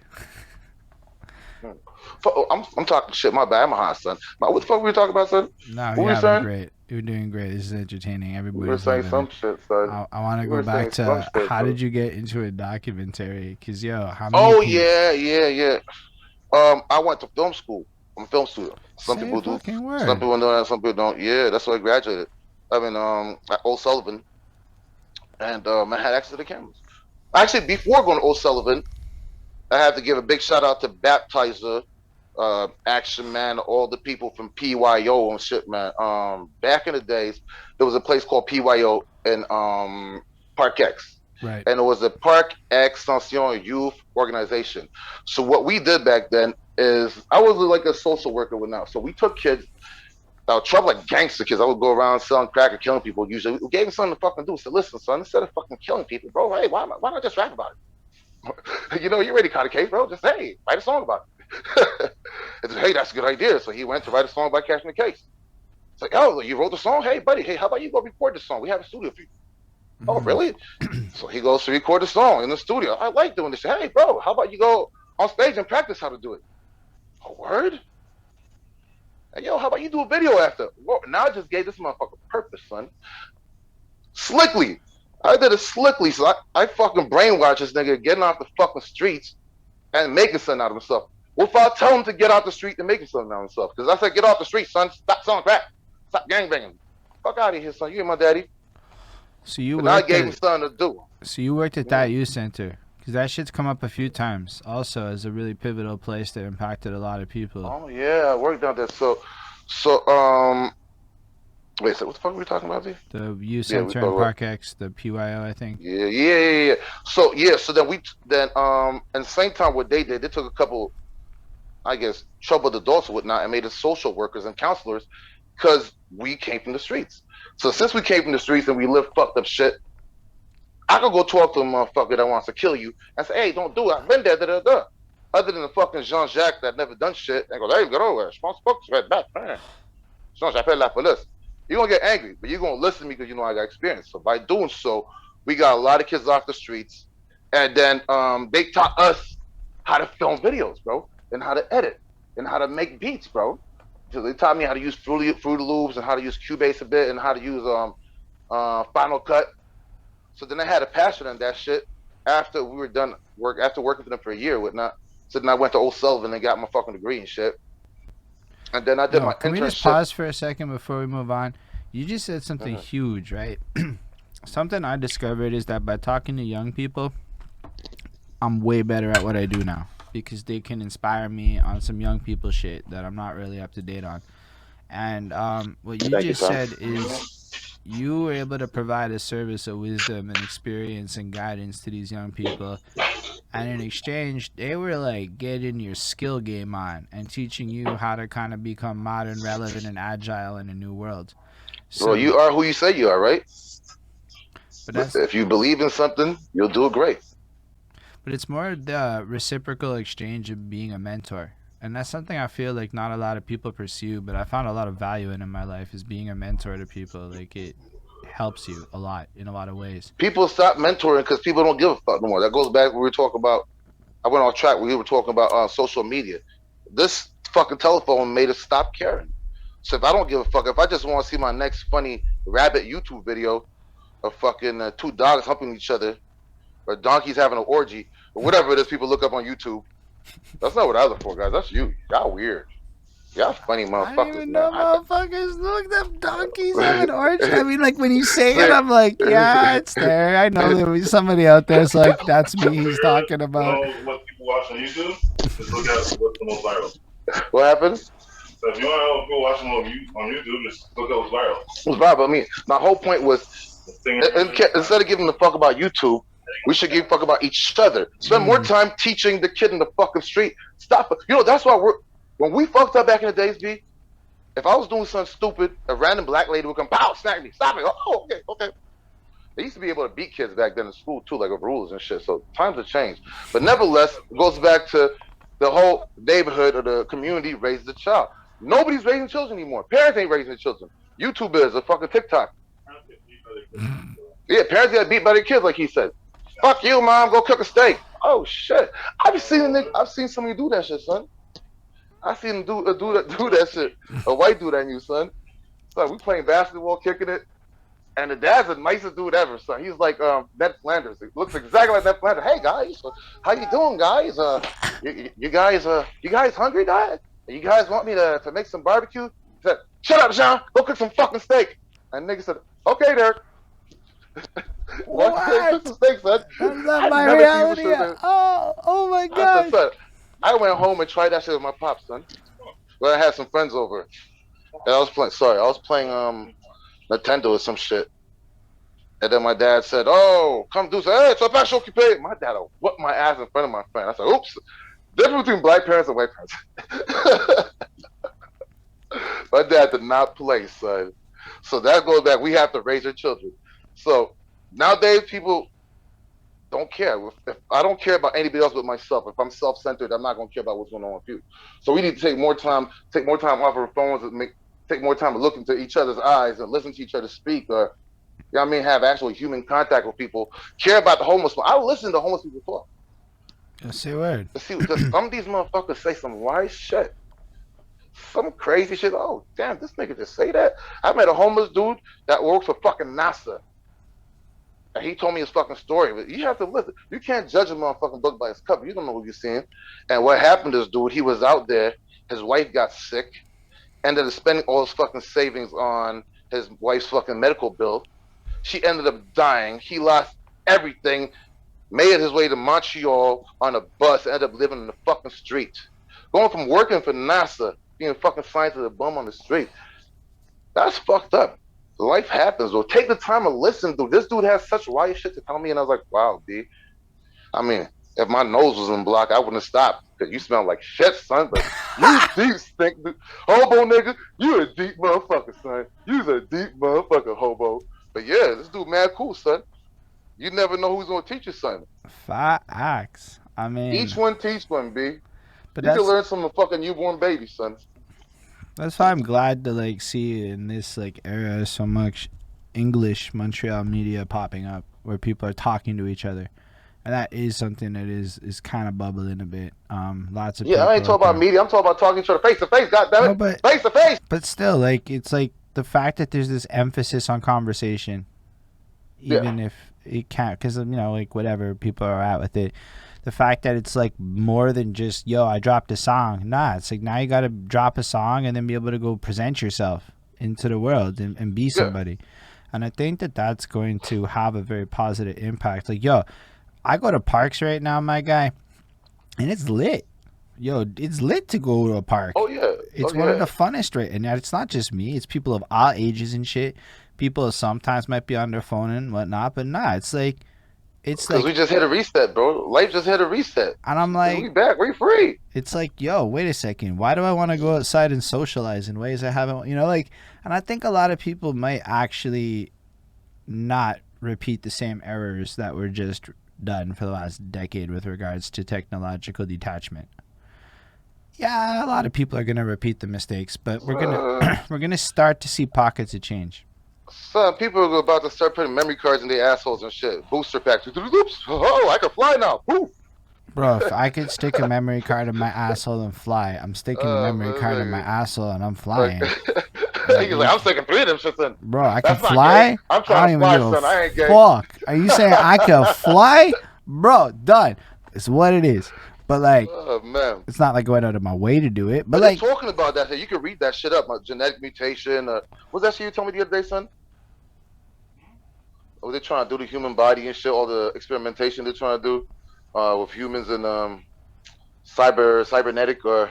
Oh yeah, they're doing some serious shit. Well, right now Elon Musk is figuring out how to implant chips inside the brain so you can talk to, let's say you can telepathically You hear that? Like, yeah, I heard that. besides that, there's also trying to get like a processor for the brain so that it can. Because the brain is faster than a computer. It's just that it can only process a certain amount of stuff in at the same time. So once you can equal the processing power, it'll surpass the computer by far. It's like quantum of brain. Mm-hmm. You know, like multiple things at the same time everywhere, like simultaneously. Yeah. So yeah, they're basically trying to figure out how to make, instead of making robots that think like humans and tasks, Make humans think like robots. so that if ever there is some kind of like AI crazy hype, well, humans can basically catch up and be just as good. Nigga, you will be the crazy fucking robot at that point. I mean, like, here's you have a chip in your brain. like, You're Android now, son. I don't know how much I want a chip in my brain, but if you're telling me I could just learn like a million things at once. The idea is just to make like in the Matrix. People have an edge. Bro, that sounds bleh. Like, I mean, okay, like I don't want to do it, but to a computer and use as batteries. It's like, come here, son. Like, nigga, you just look like a fucking yeah, voice that has no body and shit. The voice of God and shit. God has spoken. You Nephilim, we here now. Okay. Yeah, no, yeah. But I mean, I'm not saying I want a chip in my brain, but it doesn't also sound like terrible because I'm kind of into like sci-fi shit like that. But like, yo, there's actually a Reddit forum where they're showing the progress in prosthetic advancements and like the robot arms and shit that they have for people. Yeah, cybernetics, yeah. And it's, I mean, it's actually kind of cool, but yo, it's also a fucking trip. Like, that means I get myself a robo dick or some shit, you know what I mean? Hey, the fuck for hours nonstop. You never bust a nut, nobody gets pregnant. That could be cool. I get like a self-oxygen replicator in my body. A self-oxygen this motherfucker's wild. So I mean, self-oxygen, so you can just go underwater, you can go out of the atmosphere. Thing that gives you energy. Like people, sports players used to inject themselves with their own blood when it was fully oxidized so that they get more pump. Yeah. So in this case, I'll be constantly adrenaline without adrenaline. I won't burn my heart out or anything. I'll just be like constantly like moving. Oh hey, fuck you, yo, say fucking word. That's what's up? Yo, can you introduce yourself to everybody? Hey, Docky, what's your name, Docky? What's your name, Docky? You know Darko, so Lighty. Yeah, well, it's been I can see. Yeah, man. What's up? Actually, you know, I'll just take the fucking earphones off and shit, so then you can hear this motherfucker talk too. Yeah. Right? Now he just talking to me. Yeah. He hears my bullshit. Yeah, I'm enjoying this, so it's all cool. Yeah, we just wanted to know what your name was so that we could know who we're talking to. Can you hear me? Or is that working? King Legacy the Tyrant, bunch of AKAs, but yeah, King Cali. Oh, damn, so let me get that charger so my phone's about to die. Oh, yeah, charger's like I got like 5% left in my phone, my dude.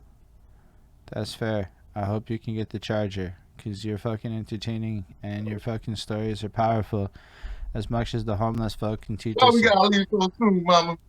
Mama!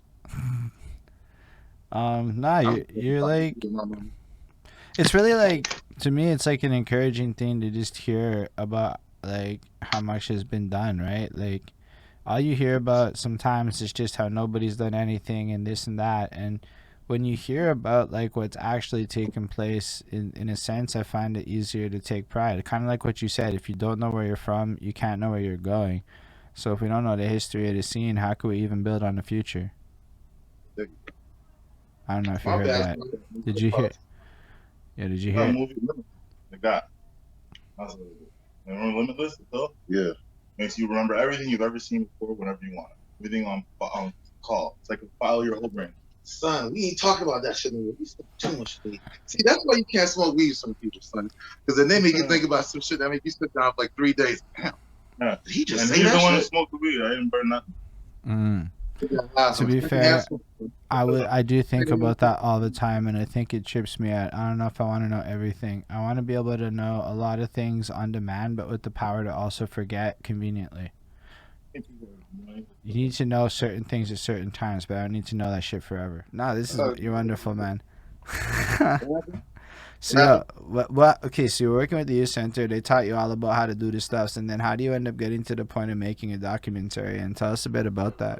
Now, O'Sullivan, everybody they say we want you to make I believe they said you gotta do a minute and a half of video where you edit and do something like either you could do a commercial or you could do whatever. You could do what the fuck you want. You're supposed to film some shit. And me being they were supposed to do something that's 5 minutes long. It's true. And me being the arrogant asshole I am, after all you guys are doing that's 5 minutes long, I'm doing a documentary. So I already have a documentary called the Street Life documentary. Say word. I still got it somewhere. Yeah. Is it possible to get that? I started with my own bootleg camcorder.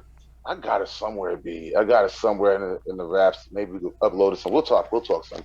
Oh. Nevertheless, it was me going around at a freestyle comps or at Dawson or talking to people in Montreal streets, pardon me, and asking them what they thought about the street life. Well, there was three segments. There was the streets,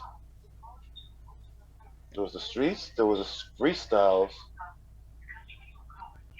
and then there was the consequences of death for some shit. So we were walking around talking to people, asking them, what do you think about Montreal street life? And people were saying this is what it is, What do you think Montreal street life is compared to the street life in America?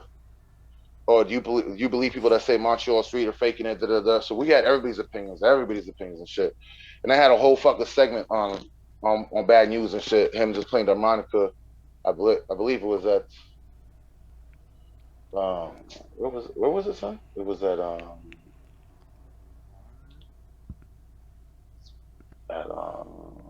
Plaza or some shit for some festival, hip hop festival. And then we had another segment with a whole bunch of people that actually most of them are dead now. Talk about what happens in the street. They were gangbangers, blue and red. Talk about why they didn't like each other. And then they had a segment about the freestyles. So that shit was fucking sick. The freestyles was parts of the battles they used to have at Dawson, battles we used to have in the streets, battles they used to have everywhere. So it has Magnum on it. It has Justice on it. It has I believe it has King Legacy on it. It has Low Pesci on it. It has I believe it has Shogun on it. I believe it has a whole bunch of people. Like the best lines that they had in their freestyle. And that's before Smack DVD. Oh, is it before? It was before. Is it before or is it the same time? Same time. Okay, I'm not gonna take that. So don't put that in the books. Don't put it in the books. Okay, take it out, buddy. Everybody has to sign a waiver. Sorry. Everybody has to sign a waiver. It is no longer in the books. It is not happened. Okay. You were just in conundrum, and it was just something else that y'all did. Yeah, exactly. No, but that's an incredible thing. Just the fact that again, it was dope. It was dope, son. Like my bad. The level of ambition, the fucking accomplishment of it, and just like the fact that you again just chose to do it. To not just talk some shit. Now you can be like, nah, this is what people were fucking saying. And if anyone wants to know, how do you know? Boom. Hard evidence. Undeniable. You did the deed. Nobody else did the deed. So how do you, like, where do you release it? Or do you, like, put it on a DVD? Or, like, is it, like, a school project? I just made a documentary. I had a whole bunch of fucking ambitions. Like, I had a couple of TV show ideas back then. Right, you also did a TV show. Documentary. Yeah, I had called it, it's called 5 Minutes of Fame and shit. And it was a mixture between Hits of the Streets. I don't know what Hits of the Streets were. Back in the days, BET had this dude called Hits. And he used to walk around the streets and ask people random questions like, fuck with you in the streets.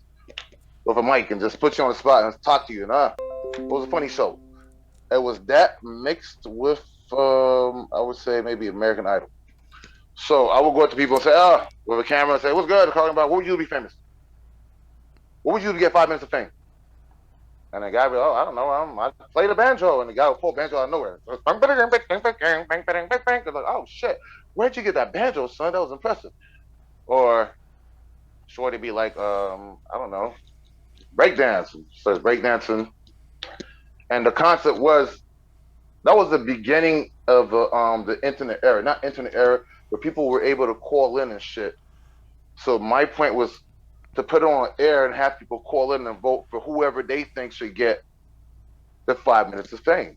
So I had I filmed the preliminaries, which means when I'm interviewing people, I'm auditioning to actually go make it to the big stage. And the fact was that they were supposed to have a big stage with the lights and shit, like let's say on TVA or some shit or fucking CTV, When it'll be like American Idol, the dude has a chance to fucking shine. 5 minutes of fame, whatever his talent is. I film some hobos. I film some bad bitches. Oh, I'm just sexy. I can do that piece. And then shake that ass. I'm dead up. Some bitches just say that. I mean, some women just say that. Y'all ain't bitches. Y'all beautiful women. I apologize. That's another retraction, son. Yo, Ken, you have the waiver, right? Okay. Got the waiver. Waiver. Sent it around. Waiver. Everyone signed it. Boom. Understood. Retracted. Got you. My lawyer's on point, son. I mean, I don't have a lawyer, as I said before. So. We gotta find you that. Another retraction. Another retraction. Okay. Keep it a moving. Nevertheless, so I did those, and I did both of those projects when I was going to that film school. Because I had access to all those fucking equipment and shit, so I did the best out of what I had. And then I went to fucking Florida to do to Miami, do my internship, thinking I'm gonna come. And I had an internship at HTN, the Haitian Television Network of America, and Ajax Entertainment, which was network marketing. It was the beginning online marketing firm. So they have to send people emails and shit to tell them to go like something else or whatnot. So I came back to Montreal thinking that, yeah, they're going to open doors. Everybody's going to hire me and shit. And niggas was like, nah, we ain't going to hire you, son. I mean, what the fuck you mean? I got great internships. Why in the fuck you need to work there? It's in Florida. Got my wife and kids here. I got my kids here. They're like, well, son, you got to do another internship. And at that time, I had 2 kids. I'm like, nigga. And I did like a 6-month internship in Florida. I'm like, what the fuck you mean? I spent a lot of money in Florida, B. A lot of fucking money. I did wild shit too, son. It was good, but I needed money at that point, so I had to get out of film. I started working I opened a telemarketing company and some shit. Then I started managing a couple of MCs and shit. At the time, I was taking care of dialect. Chat game. Dude became a fucking superstar for a sec. Yeah, dude did it big. He did a lot of features with like all the motherfuckers we grew up listening to. He rapped with and shit. And I took care of him. And that's what I was talking about before, self-esteem and shit, drugs, blah, blah, blah, blah. Had me not feeling myself, but I was still had self-esteem for my peoples and whatnot. So I was pushing my people instead of putting myself. So I did that for a couple of years, and people kept on saying, when are you coming out, son, B? I don't you rapping on myself. I'll do a featuring, son. I'll do a featuring. But I ain't gonna front. I was loafing around back then, nigga. I had like 3 key verses, son. I read hot verses, but those are my 3 key verses, nigga. And when there was a cipher going, I can't rap one of those verses, son. I was slipping, son. You know what I mean? I wasn't believing in me, so I didn't have it. If you don't believe in yourself, you know what I'm thinking. And then something snapped. I said, no, fuck it, B. I started thinking differently. So I believed myself again, nigga. So I said, you know what, fuck, it's my turn, son. They need to hear God rap. It changed my whole point of view on life. And things became better. It's fucked up. Because if you think differently, you're going to manifest what you think of. So if you're like a type of motherfucker that's always saying, oh, my life is horrible. Like if you're a Facebook person, that's what I'm calling you, Facebooker. And everything sucks and the world sucks. You know what, B? Life's gonna fucking suck, B. But if you say my life is great and I'm having a great time and I love what I'm doing, you're gonna have a great life. So that's what I learned in my time and shit, son. And after doing so, I said it was my turn to come back. I dropped the Odyssey album. At the same time, it was supposed to be a double album because I was working on an album with my wife too called Mr. and Mrs. Love Letters, as I mentioned before. But then COVID happened and everything, so I didn't have a chance to drop that. So, and we added a couple more songs. But I started recording that shit like 5 years ago. It's just still fucking fire, B. It's gonna drop like in a couple months. That I have some tropical vibes. I have 2 producers from Africa, son. One of them's from Malawi, the other one's from Sudan or some shit. And these dudes are fucking hot. 3Q Beats and Roy made beats. I have a couple of beats from Manspino. I have 1 beat from Keys Cartel. And I have a project I'm doing with Travis Bryan called Blood Brothers. I Am My Brother's Keeper. That's some straight fire beat. We try to go outside of the box a bit. We do a bit of hood shit. And we do a lot of like hype. Y'all be surprised, son. Y'all not like, who the fuck is this? Look, yeah, I'm not gonna be surprised with after hearing him and everything he's doing. Nah, it's like we going elsewhere with it. As I said, I mean, I ain't going after the nigga next door, so I'm trying to fucking take Jay-Z's play to fucking Drake. Okay. Hey, Aim high, B. Aim high, then you'll reach this fucking sky.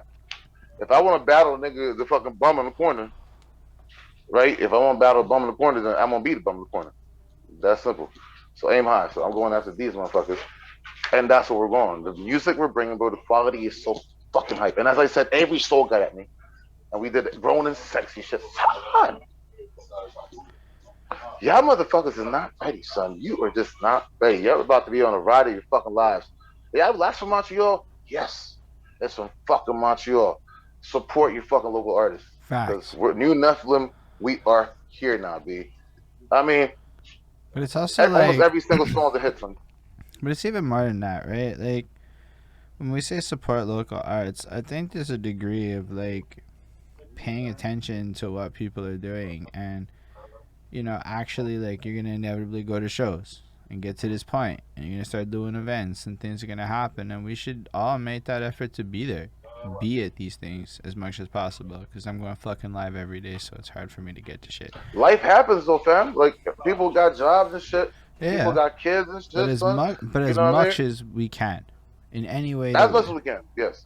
Because, like, that's the thing, is I can admit that for a long time, I'm that hater that, like, you know, a lot of y'all don't like. And then I had to learn how to not be that hater and go and take this active Why interest. were you a hater? But why? Why you gotta be a bitch for, son? Why you gotta be that way? Why you gotta hurt people's feelings, son? You don't have the answers, Sway. You don't have the answers, Sway. Why? Why you did that, son? Why you made her cry, son? Why? You know she told her mama, son, and her mama told her daddy, and her daddy coming for gun. Why you did that, son?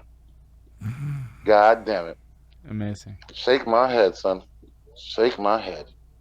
Yeah, why? I'm fucking. Nah, it's fair. But the answer is because I didn't like myself and I didn't believe in myself proper, so I was being a hater and I was jealous. That's the facts of it. That is the key to hatred.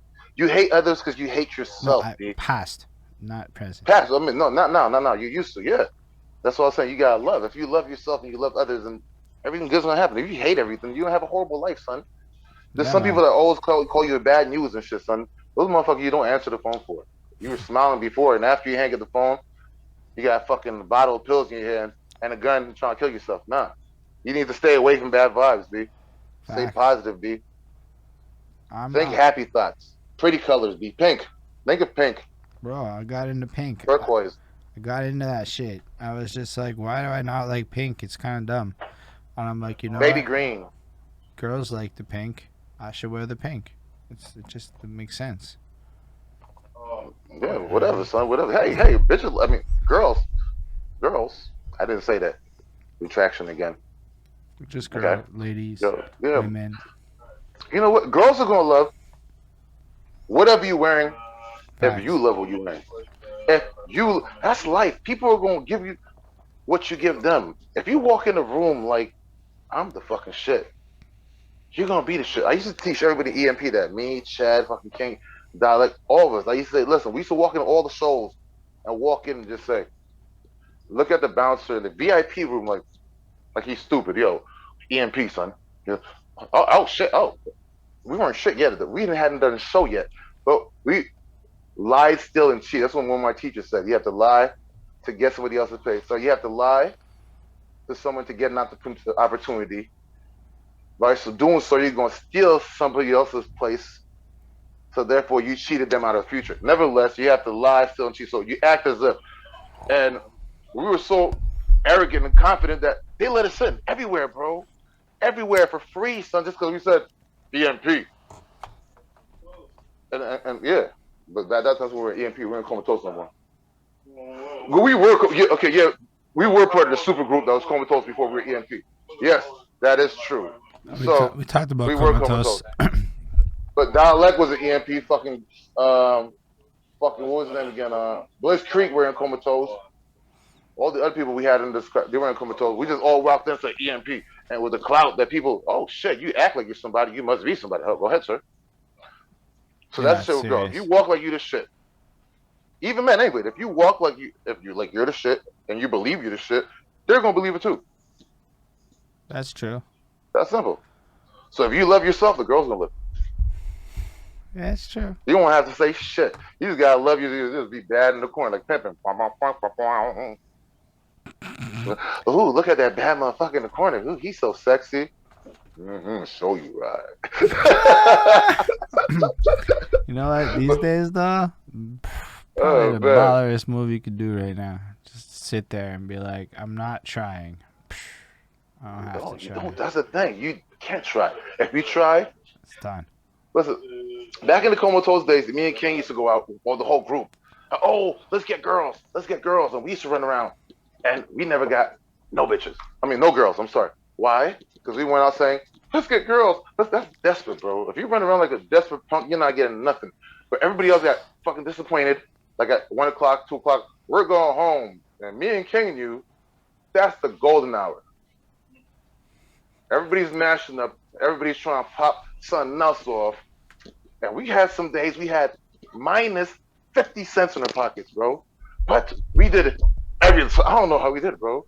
Partied all night, freaking leave with like 6 girls, and have the best sex of our lives and get mashed up and go this party, and this. And how did it happen? God knows, bro. It's just, we had enough. We just wanted to have fun. We didn't ask for it. We were just it. We didn't need a damn penny. You don't need money to be cool. You don't need money to be a bitch. You just need to believe in yourself. That's coming to you, B. You have a certain energy about you. It's gonna be addictive.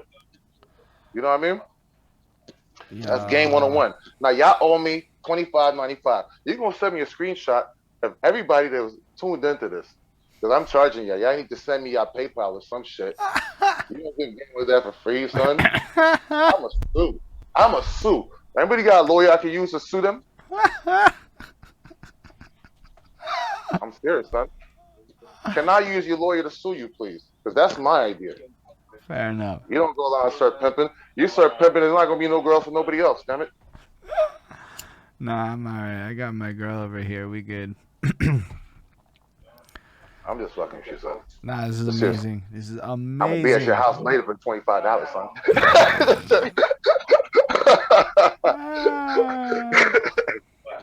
Oh, no, son. Nah, this is kind of fun, son. This is fun, son. That's why people end up not going short. They tend to go long because that's it. This is what the show is. Yes, that's what people want to see. Believe it or not. Yes. I am the public. Yeah. We're the role models. You're right, my brother. You know, we have to show what they. You're right, my brother. Hey, my dudes. Yeah. Remember in the beginning of the interview, I told you about the many personalities. And I believe you witnessed like 2 or 3 of them tonight. Yo, but that's the thing, is that's the human, right? So how do we get people to become invested in our art? It's to like show the people the humanity. Being an open book, son. Yeah. And I believe that even the conversation after, because your buddy's completely picked up on cam, almost like adds all the value he's hoping to add for this. All jokes aside, you know, we were talking some deep shit before the conversation, but hey, I'm trying to have fun, right? I'm trying to have fun. I'm almost trying to have fun. Nigga, life is too fucking short. Life is too short. What happened, son? Oh, you didn't mean to shoot. Oh, well, motherfucker, you did, goddammit. I will stab your ass when we're off camera. Okay. It's so another retraction. Cut. All the retractions are good. 1, 2, 3, 4. We're cutting. Hey. No, we good. I had like another fucking background idea and shit, son, and I can't fucking see it. Hey, son. It is what it is, son. All I can say is you handled this shit way better than others have handled it. Hey, B, it is what it is. It's fun, B. And thank you for having me, my dude. Enough. And I'm gonna come back when I drop Love Letters or Blood Brothers, one or the other. For Love Letters, I'll come back with Shorty, with Wifey. For Blood Brothers, I'll come back with Trap. That's gonna be a wild show, because this motherfucker likes to argue, son, about everything. I said the sky's blue. He's gonna say no. It's quite gray tonight. Okay, we're gonna have a fight. So that'll be amazing. Stay tuned for that one, motherfucker. Yeah, that's fucking dope. But yeah, thank you for coming through. I appreciate you. All your links and stuff have been popping up in the chat. They're gonna appear below in the description, because it's just simpler than you just listing shit. So it's all done for you. Down in the description, people can go follow Carleone and fucking bump his music. Make sure to cop that Odyssey, and if you're seeing it in the future, then go find the other shit as it comes out, because it's dope. Tell a friend to tell a friend. Tell a friend, tell a friend. And by the way, new Netflix, we here now. Once again, we do. I'm just gonna say last time, Blood Brothers is coming out. I Am My Brother's Keeper. Mr. and Mrs. Love Letters is coming out. Carleone Brown, Every Soul, Grown and Sexy coming out. King Legacy the Tyrant, aka Conga Tyrant, coming out with a couple of things. And this motherfucker right there, like the voices do. Pardon me? Yeah, we have the new Nephilim albums also dropping also. And yeah, we're doing some things, B. We're doing some things, so stay tuned. And next time I decide to get drunk during the day, I'll call y'all again. Oh yeah. Quick things on business tip. If you would like to monetize your art or your music, any art form, whether you're a sculpture, whether you're a musician, whether you fucking make sculptures out of poo and take pictures of them, and it looks like Mark Simpson, doesn't it? Oh, it does. Oh, no, this one's Homer. Nevertheless, whatever you think art is, you can monetize it, which means you can mint it and make it become something, which means you could put it and make it an NFT. If it's a non-fungible token, which means you can make money online. It's kind of like Bitcoin, but your money is gonna be your music is become the money that people could trade. Let this dude explain it. He's a professional compared to me. Registered art. Take your art, you register online. But about the money part, how are you gonna make money off this one? Then it becomes an NFT. The good thing is that once your art is registered, you can now use it as a token, as a coin. Yeah. Okay, I got you. So, long story short, you make a piece of art and then you get it minted. Minted means it you certify or you register online to show that it's your original piece that you made, you created it. So once that's done, like a copyright. Like a copyright, pretty much, but it's called minting. So you copyright your piece. Copyright your stuff, and now since it's copywritten digitally, you're actually able to use it as an asset. You can hear that shit? Too.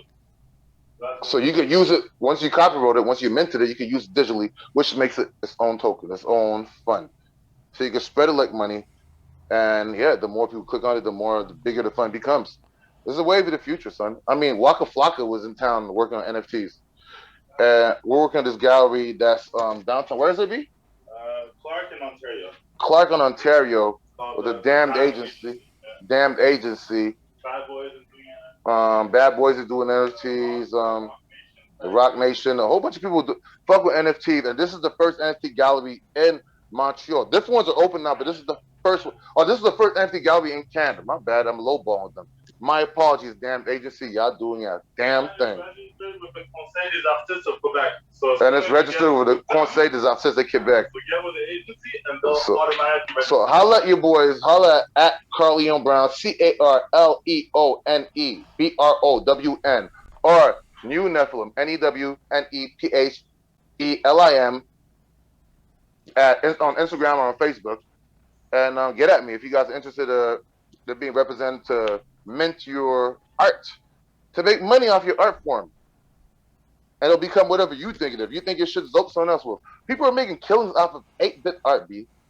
Shit look like Mario Brothers. You know, like 1989 Mario Brothers? And they're making like thousands of dollars off of pictures like that, B. So, shit. Do a scribble and put the shit up. Anything, B. That's the future. I'm dead up, B. I'm not even fucking joking. I told my daughter does graphic design. I'm like, baby, you gotta do it. So she started.